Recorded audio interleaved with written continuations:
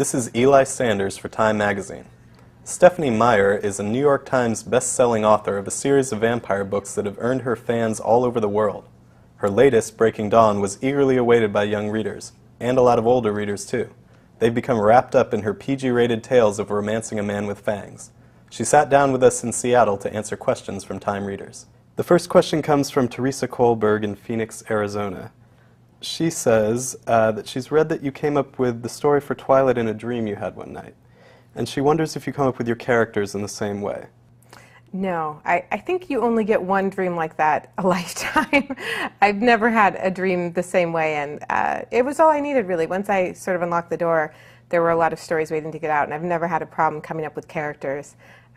Apparently there's enough people in my head to supply me for a while. Stephenie, I'm going into my senior year of college and just had the most in-depth conversation with a 14-year-old I've ever had about your books. How do you manage to write in a way that attracts readers of all ages? Well, I didn't write these books specifically for the YA audience. I wrote them for me. I don't really know why they span the ages so well, but I find it really comforting that a lot of 30-somethings like myself with kids respond to them too. So I know that it's not just that I'm a 15-year-old on the inside, that there's an audience that's the same age as me, and grandmas reading it too. It's really nice to think that there's a wider appeal than just what exactly I wrote it for. So as you're writing, do you have a reader in mind? Me, always.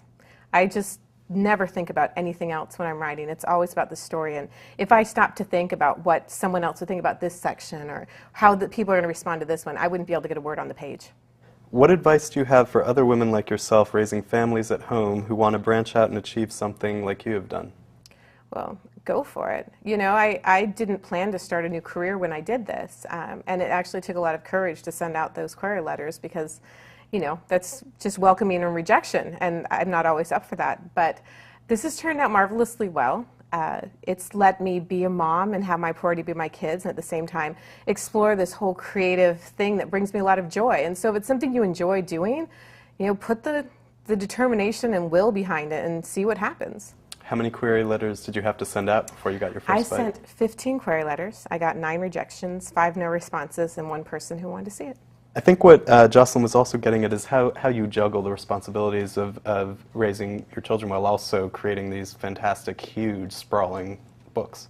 It's a delicate balance that I never quite get right. The problem is everything keeps changing. Like, I could figure it out if everything had stayed at a Twilight level and my kids never aged. But they keep changing, and the books keep changing, and the audience keeps changing. So I have to just keep readjusting. And I think that, I mean, my kids are my main priority, and everything else sort of has to work around that. But I found ways to make it work, often at a great loss of sleep, but it happens. Throughout the Twilight saga, there are so many different kinds of love between the characters. Romantic love, paternal love, platonic love, love of one's own community. Do you have some sort of message about love that you're trying to get your readers to walk away with?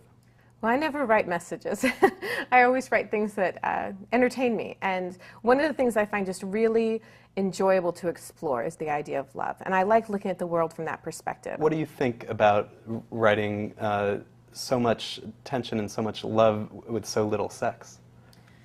Well, you know, you write what you know, and my adolescence was very much that way. And I do think that if you skip right ahead to sex in a story, you're missing out on a lot of really exciting things that, I mean, the first time you hold somebody's hand, your heart just goes crazy. It's this amazing experience that you go home and tell your friends about. Oh my gosh, he touched my hand, you know. And if you skip over that, you're missing things. Why go so fast? Slow it down and experience everything.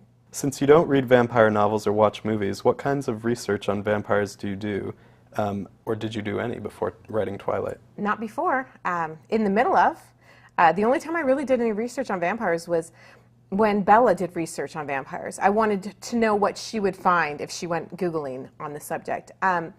Because I was creating my own world and I knew I was breaking all the rules, I didn't feel like I wanted to find out just how many I was breaking. Part of the fun of writing is getting to create a world. And if you're writing fantasy, why should you be limited by someone else's world? I didn't even want to go there. I just wanted to write what was entertaining and exciting for me. Has it been hard then to deal with the sort of celebrity status that comes with having books that sell this well and provoke this much passion and enthusiasm from their readers? It is hard, you know, and I don't have to deal with it every day, which is nice, because when I go home, I'm mom. That's my name, and that's my role, and, you know, luckily I get to write and have this amazing outlet for, you know, all those emotions and feelings, but, you know, I like being normal. I like that a lot. So it's only when I'm on tour and people know I'm going to be there that people even recognize me, and that's nice to have that separation. Does it spook you when people show up in costumes of your characters? No, I love the costumes. The costumes are awesome. I love the creativity, too. I keep thinking, okay, that's the best T-shirt I'm ever going to see. And then someone comes up with something else I didn't see coming in. It's just amazing. So, no, I really like that part. Have you given any thought to writing an alternate ending to the most recent work, as some of your readers have demanded? Oh, no. No.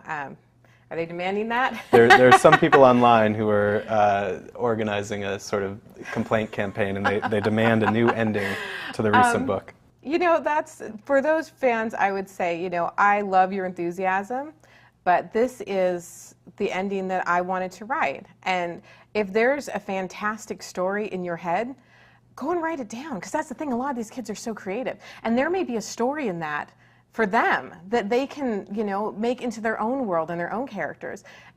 Go for it, you know? I really do appreciate how much they care.